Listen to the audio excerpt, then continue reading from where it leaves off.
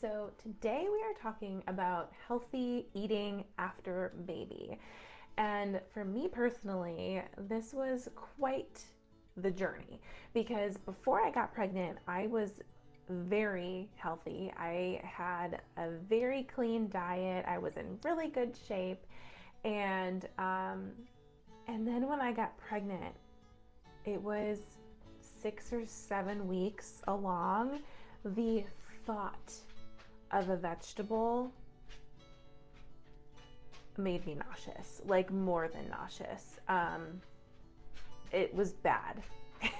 And so that's kind of where it began. And so my health kind of declined from there. And then, of course, when you're pregnant, you are giving into the cravings, which you should to a point. Like your body is communicating with you, and you need those things or need to avoid those things for a reason. And for me personally, I had more aversions than any actual cravings. But anyway, so then that's pregnancy. And then once the baby is here, you are, your brain power is completely dedicated to keeping that baby alive and happy and fed and well and safe. And there's not a whole lot left after that for you to think about feeding yourself well. I know for me, when I first had my baby, it was really hard. I didn't have the capacity to feed myself well. And so I could feel myself decline. I did not feel like myself anymore. I had major brain fog and I was tired all the time, and my patience was wearing thin. I was like, it was just not good. It was not good, and I didn't recognize myself in the mirror either, which, like, yes, you just had a baby. You give yourself grace during that time. Like, you're not going to look how you looked before you got pregnant right after you have had the baby. So I mean, there's that to take into consideration. It's just that for me, I completely had gone sideways from where I was before I got pregnant. So that brings me to when you are in a place where you're ready to start thinking about how do I eat healthier.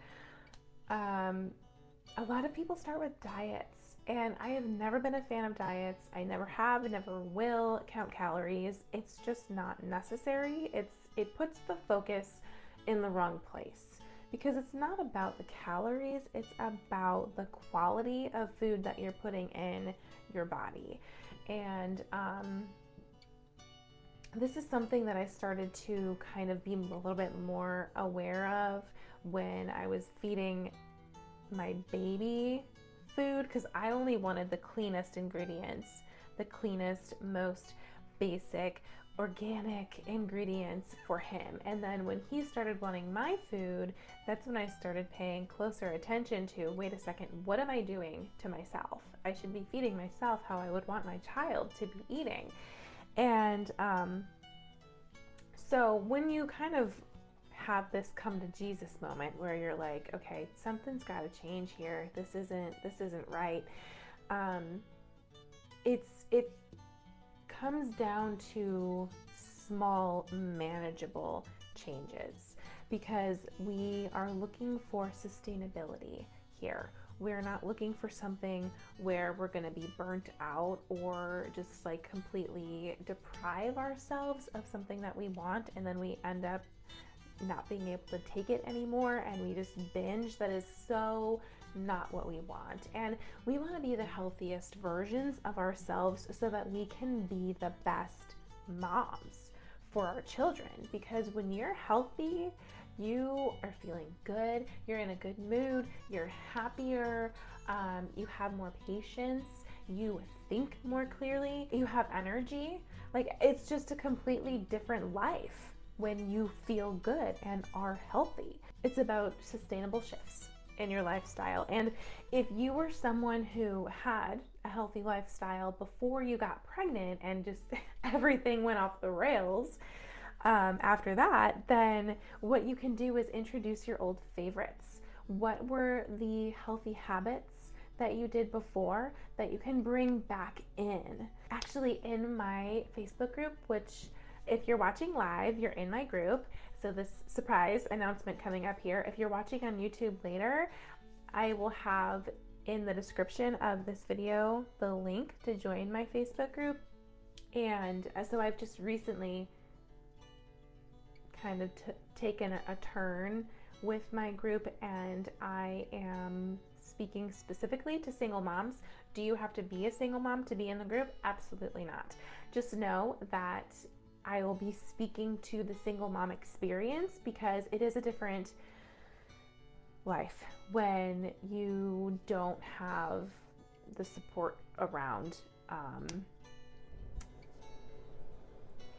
When you're doing it all yourself, it's just different.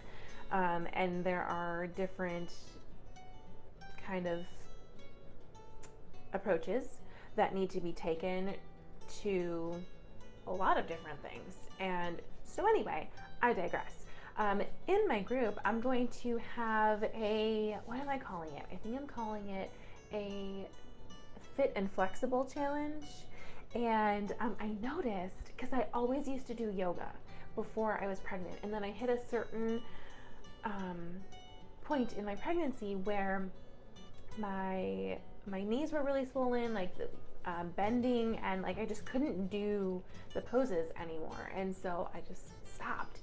And it's crazy how much stretching and breathing deeply can change how you're feeling for the better. And so anyway, in this group, I'm going to be starting a flexible and fit challenge here soon, where we're just going to be, I think maybe for 7 days or something like that, we're going to do 5 to 10 minutes of stretching and 20 to 30 minutes of movement each day. And if that's just a yoga video on YouTube, or because we're going to stretch and we're going to move. So a walk around the block. And maybe be depending on how big your block is, maybe 2, 3, or 4 walks around the block, just moving for 20 to 30 minutes. It really is crazy how much of a difference that can make in how you feel. And so these are habits that I had before I was pregnant that I've recently started bringing back into my routine, and it's just been a game changer. But anyway, so back to the video. The main purpose of this video was, what is the easiest way to eat healthy when you have a baby? And so I kept realizing that I would cook dinner and then I forgot to make a vegetable. And I'm like, oh my gosh, how could I have forgotten to make a vegetable? And we're hungry at this point. So by the time we finish our meal, then we're not hungry for the vegetables anymore. And so I was actually in a book. I have the link to this book in the description of this video. And in this book, it gave me the idea to serve dinner in courses. And course number 1 is vegetables. And this is actually huge, because when I had my first health awakening, I guess you could call it, when I first really got healthy and when I first really changed what the set point of my body was. And what that means is when you step on a scale, you have a general idea of what that is going to look like, because based off of your lifestyle and your choices and the foods that you're eating and all of that, it all culminates into your body's set point. And so you're just kind of used to seeing a certain number on the scale. And so I changed my lifestyle simply by eating more vegetables, and my body's set point changed like crazy. I think I lost 15 pounds, which maybe doesn't sound like a lot to some people, but it was a lot for me. I weighed my set point, my normal weight was way less than what I weighed in high school. So vegetables it's so easy, but all you do is eat more vegetables, and eat your vegetables first. So then you get full on the really healthy stuff, and then you're not depriving yourself of the rest of it. You can have the rest of it, but you're going to eat less of it because you're full from the vegetables. So small changes make a big impact, and that really is the point of this video. So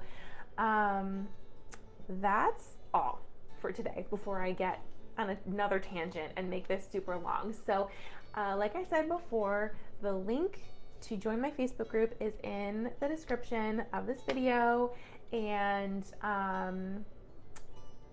get in there so that you can get more healthy mom tips from me, especially from the point of view of a single mom, because you can do it. You can do it. Yeah, that's it. Okay, I'll see you guys next time.